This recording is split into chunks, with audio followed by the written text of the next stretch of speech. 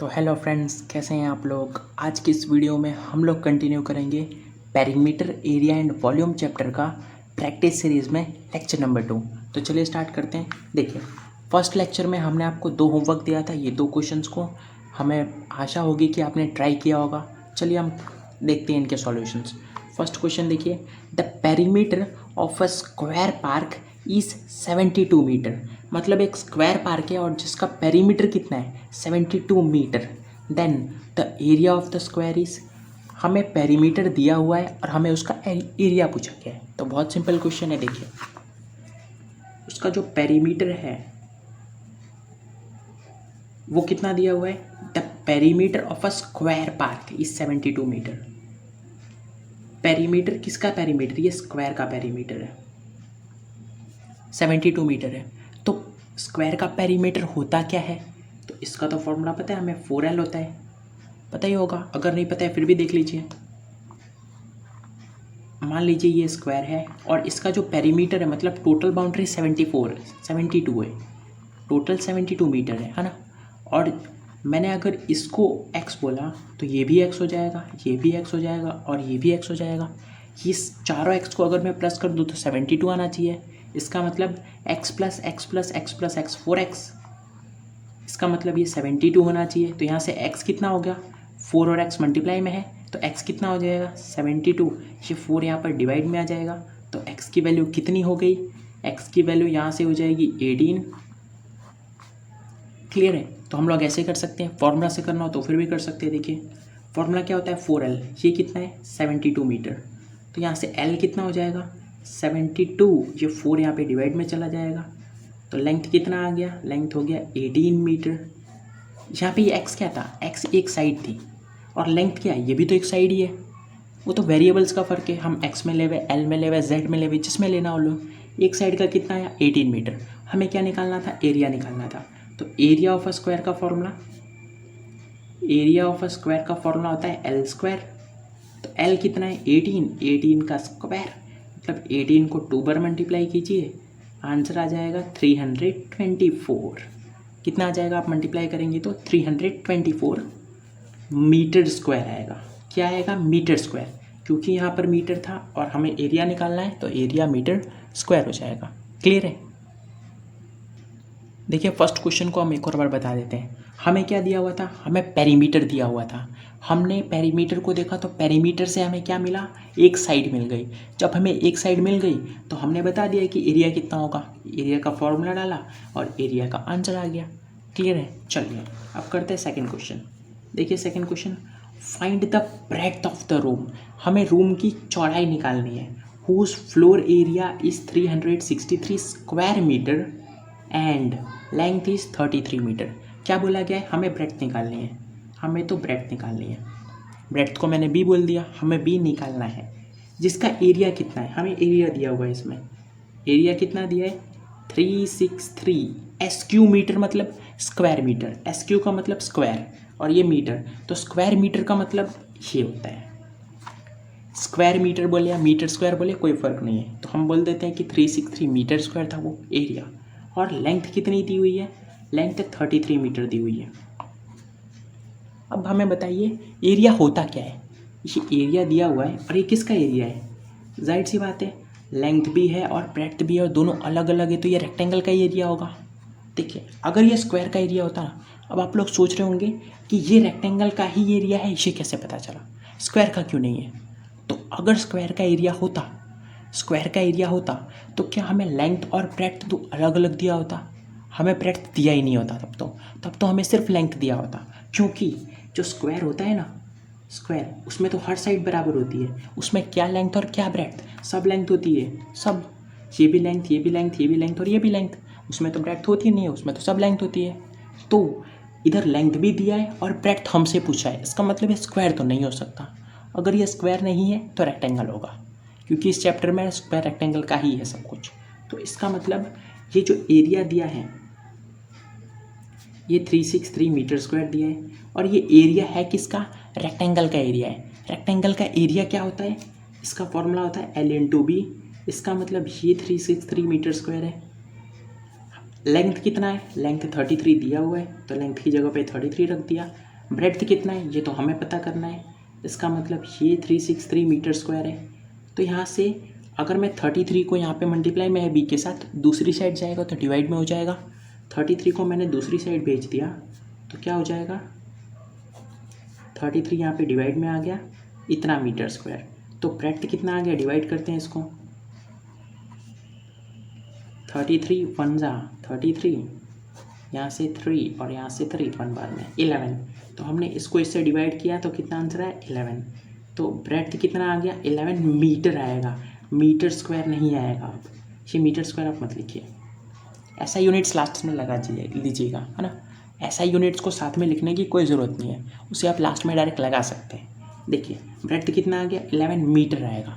Metre ही क्यों आया, metre square क्यों नहीं आया, क्योंकि ब्रेड्थ क्या होती है, ब्रेड्थ तो ये होती है, तो लंबाई जो होती है वो तो मीटर सेंटीमीटर में ही होती है। यहाँ पे मीटर स्क्वायर आप लगा रहे, इसका क्या मतलब है पता है, अगर आपने 11 मीटर स्क्वायर गलती से लिख दिया तो इसका मतलब आपने एरिया निकाला है, पर आपने एरिया तो निकाला ही नहीं है, इसीलिए हमें मीटर ही लगाना पड़ेगा। क्लियर है, तो इसका आंसर आ गया 11 मीटर। और ये वाले का आंसर था 324 मीटर स्क्वायर। चलिए अब देखते हैं third question. The breadth of the rectangle is 3/5 of the length. If the length of the rectangle is 25 metre then find the perimeter of the rectangle। ये हमें निकालने का है। सबसे पहले एक और बार क्वेश्चन को पढ़ते हैं। The length of the rectangle, length का जिक्र किया गया है। The length of the rectangle is 3/5 of the breadth, sorry ये ब्रेड्थ था तो बी लिखा हमने। The breadth of the rectangle is 3/5 of the length, मतलब ब्रेड्थ का लेंथ के साथ कुछ बोला गया है ना, क्या बोला गया, ब्रेड्थ यहाँ पे लेंथ यहाँ पे, तो हमने पहले ऐसे लिख दिया। फिर the breadth of the rectangle is 3/5, breadth जो है वो 3/5 है लेंथ का। अगर ब्रेड्थ 3/5 है तो हम 3/5 से इसे मल्टीप्लाई करेंगे। ये चीज़ आपको पता है क्यों ऐसा होगा, ऐसा इसीलिए होगा ताकि इक्वेशन सेटिस्फाई हो जाए। इक्वेशन का मतलब क्या होता है, दोनों साइड इक्वल। तो अगर ये 3/5 है, अगर ये ऑलरेडी 3/5 है तो हम इसे 3/5 से मल्टीप्लाई करेंगे तो ही तो दोनों बराबर होगा। यहाँ पे देखिए, मान लीजिए ये 2 पर्सन है, एक पर्सन की हाइट इतनी है ना, और दूसरे पर्सन की हाइट इतनी है। इन दोनों की जो हाइट है ना, इसमें दुगने का फ़र्क है, मतलब इसकी जितनी हाइट है ना वो इसकी हाइट की दुगनी है। अब अगर हमें इक्वेशन बनानी है तो आप क्या करेंगे बताइए, इसकी हाइट ऑलरेडी दुगनी है तो आप किसे 2 से मल्टीप्लाई करेंगे। अब हम इसे 2 से मल्टीप्लाई करेंगे, जब हम इसे 2 से मल्टीप्लाई करेंगे तो ही तो इसकी हाइट के बराबर आ जाएगी। हमें इक्वेशन में यही तो करना होता है। अगर हमने इसको 2 से मल्टीप्लाई कर दिया ना तो ये बहुत बड़ा बन जाएगा और ये छोटा ही रह जाएगा। इक्वेशन में हमेशा इक्वलिटी आती है, दोनों साइड बराबर, तो इसीलिए जो छोटा होगा हमें उसे मल्टीप्लाई करना पड़ेगा। तो यहाँ पे देखिए, यहाँ पे ये ऑलरेडी 3/5 था। The breadth of the rectangle is 3/5 of the length, ये ऑलरेडी 3/5 था तो हमने इसे 3/5 से मल्टीप्लाई किया। अगर ये 4 गुना बड़ा होता तो हम इसे 4 से मल्टीप्लाई करते, अगर ये 10 गुना बड़ा होता तो हम इसे 10 से मल्टीप्लाई करते। क्लियर है, अगर ये 2 यूनिट्स ज़्यादा होता तो हम इसे 2 से प्लस करते, ऐसा करते हम लोग, उल्टा करने का जो दिया उससे। तो ये बोला गया है, हमने कर दिया। फिर क्या बोला गया है देखिए, if length of the rectangle is 25 metre, और उसकी लेंथ कितनी है 25 मीटर है। हमें क्या फाइंड करना है, हमें पेरीमीटर फाइंड करना है, पेरीमीटर हमें फाइंड करना है।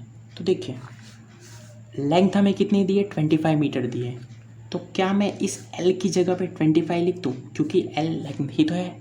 यहाँ पे जो L लिखा है किसको डिनोट कर रहा है, लेंथ को, तो लेंथ की जगह पे मैंने 25 लिख दिया जो क्वेश्चन में दिया हुआ है, इंटू 3/5 ऐसा का ऐसा। इसे सॉल्व कर दीजिए, 5 बार में कट गया, 5 3 = 15। इसका मतलब ब्रेड्थ कितना आ गया 15 मीटर। ब्रेड्थ मिल गया हमको, लेंथ हमको पता है, हमें पेरीमीटर निकालना है रेक्टेंगल का। तो पेरीमीटर ऑफ अ रेक्टेंगल का फॉर्मूला क्या होता है, पेरीमीटर ऑफ रेक्टेंगल क्या फॉर्मूला होता है, 2L + B होता है। तो इसे सॉल्व करेंगे हम लोग, 2L कितना है 25 प्लस B कितना है 15।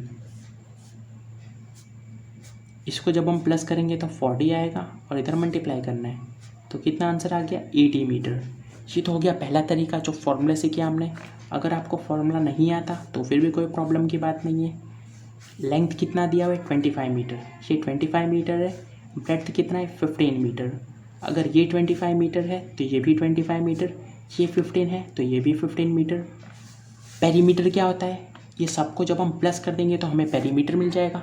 तो प्लस कीजिए आप 25 प्लस 15 प्लस 25 प्लस 15। जब आप इसे प्लस करेंगे तो फिर भी आपको सेम आंसर 80 मीटर मिलेगा। क्लियर है। आप फॉर्मूले से करें, आप डायरेक्ट करें, आपको आंसर 80 मीटर ही मिलेगा। अब आप लोग पूछेंगे कि सही कौन सा है। सही मेथड दोनों है, जो आप लोग को समझ में आता है आप उससे कीजिए। फॉर्मूला भी सही है और हम डायरेक्ट कर ले में वो भी सही है, कोई प्रॉब्लम की बात नहीं है। चलिए आप करते हैं fourth question. A room floor is 192 square metre in area. एक रूम फ्लोर है जो कि 192 मीटर स्क्वायर का है। स्क्वायर मीटर, SQ मतलब स्क्वायर मीटर, तो इसका मतलब ये एरिया जो है ये 192 स्क्वायर मीटर है, मतलब मीटर स्क्वायर है। ये 192 मीटर स्क्वायर है। लेंथ कितनी दी हुई है, लेंथ 16 मीटर है, लेंथ 16 मीटर है। देन इट्स पेरीमीटर, हमें क्या निकालने का है, पेरीमीटर। जैसा कि पहले वाले क्वेश्चन में था, पहले वाले में भी हमें पेरीमीटर निकालना था, इसमें भी हमें पेरीमीटर ही निकालना है। चलिए एरिया दिया हुआ है हमको, और जैसा कि एरिया हमको दिया हुआ है ना, अब हम ये सोचेंगे कि ये जो है ये एरिया किसका दिया हुआ है, स्क्वायर का दिया है या रेक्टेंगल का दिया है। हम मान लेते हैं कि रेक्टेंगल का। अगर कुछ ना बोला हो ना तो रेक्टेंगल का लेके चलने का। अगर ये ना बताया गया हो आपको कि स्क्वायर का दिया है कि रेक्टेंगल का दिया है एरिया, तो हमेशा किसका लेके चलेंगे, रेक्टेंगल का। चलिए रेक्टेंगल का एरिया क्या होता है, L इंटू बी। इसका मतलब ये 192 मीटर स्क्वायर है। लेंथ कितना दिया हुआ है 16, तो लेंथ की जगह पे हमने 16 रख दिया, इंटू बी 192 मीटर स्क्वायर।